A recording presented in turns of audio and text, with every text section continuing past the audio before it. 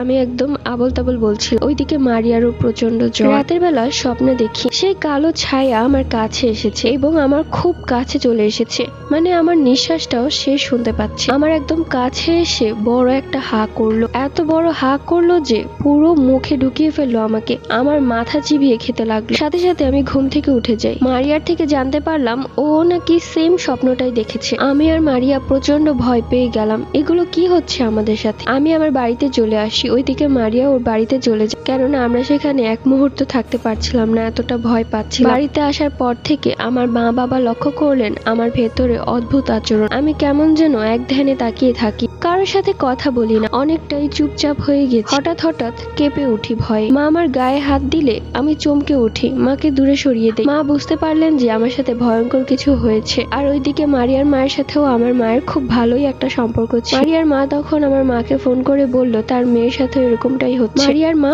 এবং আমার মা ঠিক করলেন যে আমাদের দুজনকে একজন ভালো কবিরাজ দেখাবে। আমাদের ভেতর কি সমস্যা হয়েছে, কেন আমরা এরকম করছি, সবকিছুই জানা যাবে তাহলে। এরপর মারিয়ার মায়ের জানা মতে একজন ভালো কবিরাজের কাছে আমাকে এবং মারিয়াকে নিয়ে যাওয়া হলো। সেই কবিরাজ আমাদের দুজনকে দেখে বলল আমাদের ওপর নাকি একটা দুষ্ট জিনের নজর পড়েছে। সেই দিন অতিরিক্ত সাহস দেখানোর ফলে সে প্রচন্ড রেগে গেছে। এর আগে কেউ এরকম সাহস দেখায়নি। বেশি খেপেছে আমার উপর, কেননা আমি বেশি সাহস দেখিয়েছি। আর মারিয়ার উপরও খেপেছে, কেননা ও আমার হাত টেনে ভেতরে ঢুকিয়ে গেট লাগিয়ে দিয়েছিল, এই জন্য বারবার স্বপ্নে এসে ভয় দেখাচ্ছিল। এরপর সেই কবিরাজ আমাদের দুজনকে দুটি তাবিজ দিল এবং শরীর বন্ধ করে দিল। তাবিজ দেওয়ার পর ভয় কিছুটা কেটেছিল, কিন্তু ঠিক আগের মতোই চুপচাপ ছিলাম, কেননা ভেতরে যে ভয় ঢুকে গিয়েছিল, সেই ভয় থেকে বের হওয়া খুব কষ্টের। তবু আস্তে আস্তে আমরা দুজন সুস্থ হয়ে যাই। আমার মা আর মারিয়ার মা ঠিক করলো যে আমাদের দুজনকে অন্য একটি হোস্টেলে ভর্তি করবে। আমরাও ঠিক করলাম সেই হোস্টেলে আর যাব না, কেননা সেই হোস্টেল থেকে আমাদের জীবনে কাল নেমে এসেছিল। তো যাই হোক, সেই হোস্টেল থেকে আমরা বের হয়ে যাই এবং অন্য একটি হোস্টেলে ভর্তি হই। সেই হোস্টেলটা খুব ভালো ছিল,